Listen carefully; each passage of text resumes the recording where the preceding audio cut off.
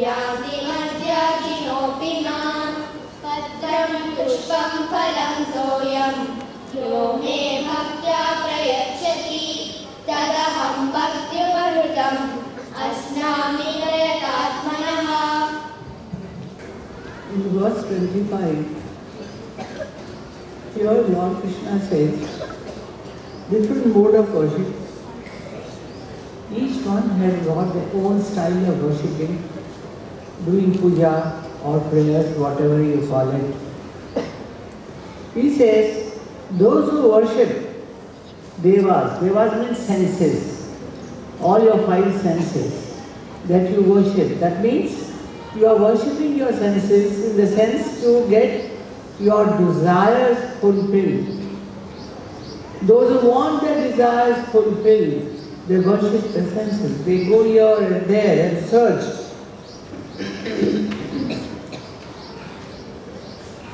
And they get that sensual gratification, satisfaction. He says, those who seek devatas, go to devatas, they go back, they die and they are born again.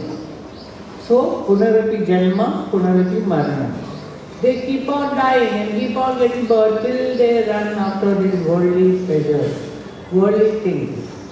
In second, he says, there are people who worship their ancestors, traditionals. They are very traditional.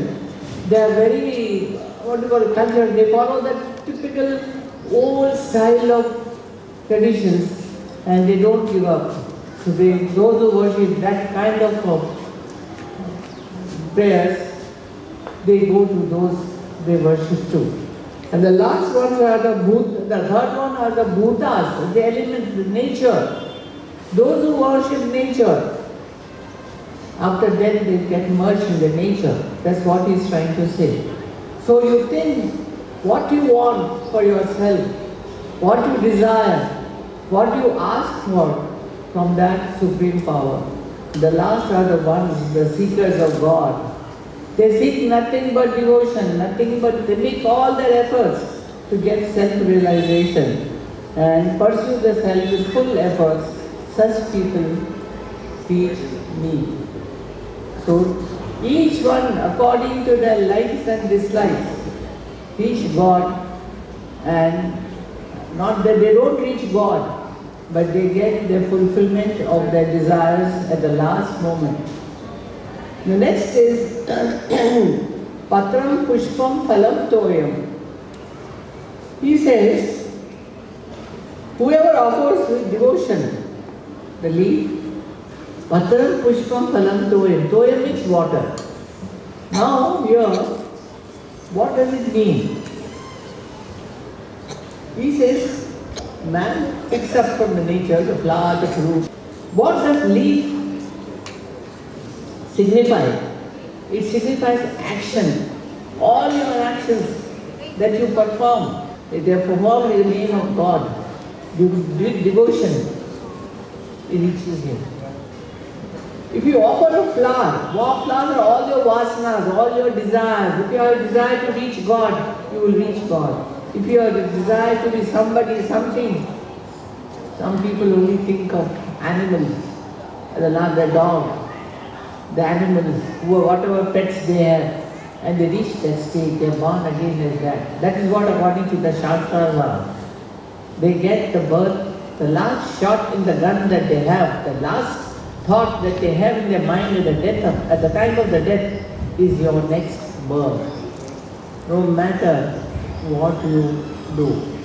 Once you thought like that, the thought converts yourself into that particular thing. And what does water say? Water is your body, represents your body. You offer your body to God. A physical body, a self-realized person offers himself completely to that superpower and merges with Him.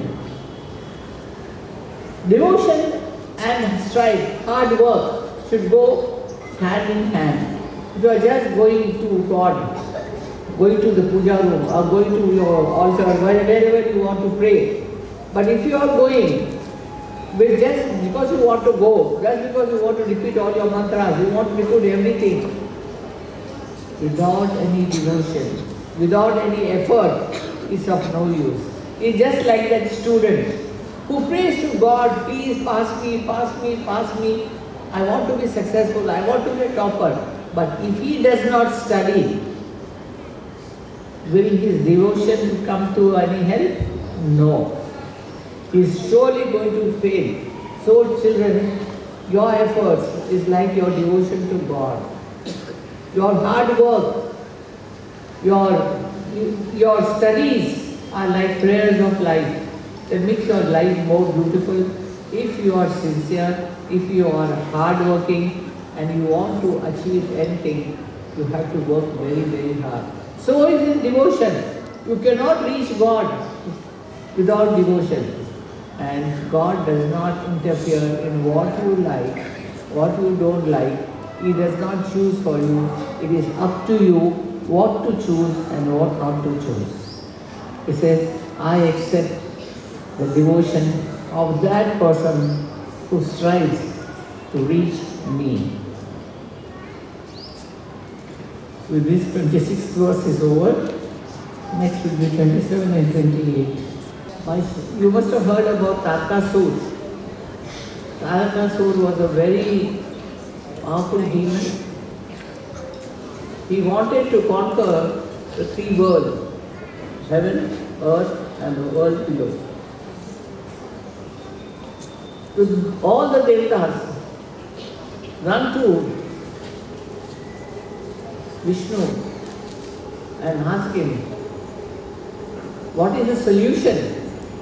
Who can slay this Tarakasur? So Vishnu says, only one person can save, and that is the son of Shiva. Now Lord Shiva, who was he was a celibate. He never thought of marriage.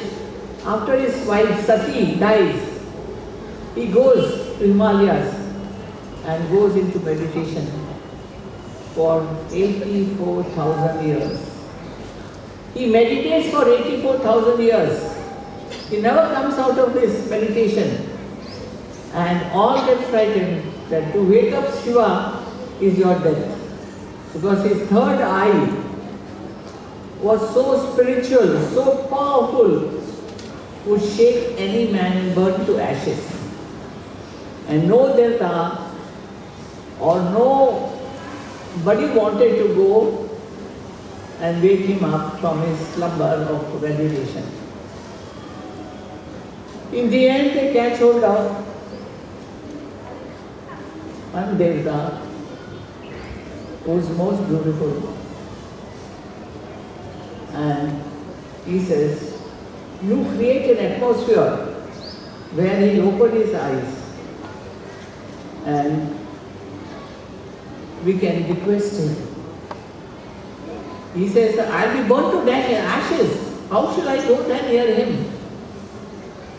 And anyway, they all pursue him and he goes and creates an atmosphere with flowers blooming, beautiful scented flowers, beautiful atmosphere, very serene, very cool, and that disturbs the senses of Shiva. And when he opens his eyes, he burns him to the ashes. Then he keeps it open and he says, why was this man sent to me? So they all run, devas. As I said, devas are nothing but the powers of supreme power. Different powers. Like you have a principal, you have a vice principal, you have a headmistress, you have so many. They all belong to leaders. So one group. So all these powers, all these devas are the powers of God, performing different duties. And they all request him, Lord, we want you to get married. He says, gone mad? I already got married once. Now what are you asking me to get married? No, sir. No, Lord. You have to get married. And you have to see that you get a son. who can kill this Rakshasa, who is a terrible fellow, who is trying to conquer all of us and destroy this free world. Shiva doesn't say anything, but who is that person who you want me to get married to? He says there is one person who is doing meditation, and that is Parvati in the south of India, near Kanyakumari. There she is meditating. She meditates for years together for Shiva because she had heard about him and she only wants him as her husband. So she prays and meditates upon him. And in the end, she stops eating food and only lives on leaves. She eats the leaves and edges. That also she gives up. So Shiva is pursued to go there and see her, and if he likes her, he can marry her. And he said that he goes there and he calls her. Nobody had called her till then Aparna. And he calls her, hey Aparna, I have come, whatever you desire, I am there. She opens her eyes, sees him and agrees to marry him. After the marriage, they do not have a child just like us. The mental power of Parvati and of Shiva can combine together and give birth to a child. The child is so much of divine, so much of power and aura that Parvati is not able to hold it. And the wind, she throws it into the wind, gives it to the wind god to carry him. He too can't take because he gets heated up. He gives it to the Agni Devta. So since you are hot, you can manage. Even he cannot manage. He throws it into the Ganga, and the Ganga also gets heated up. So she, through her waves, throws into the bushes. And then the 6 girls, by name Kartikeya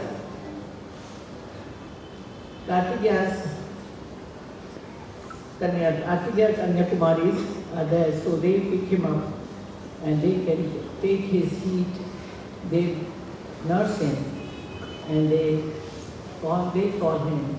There were 6 of them, and they call him Kartikeya. And that is how the Kartikeya was born, and he slays the Tripura and saves this world from the disaster. So children, life is not that easy. Even to stand in front of divinity, you have to be divine within yourself. You have to be very pure. Your thoughts, your gossiping, your beating, your kicking is not divinity. Your divinity is to be serene, to be very peaceful and help those who need help and make them happy. That should be your aim in life. Thank you, children.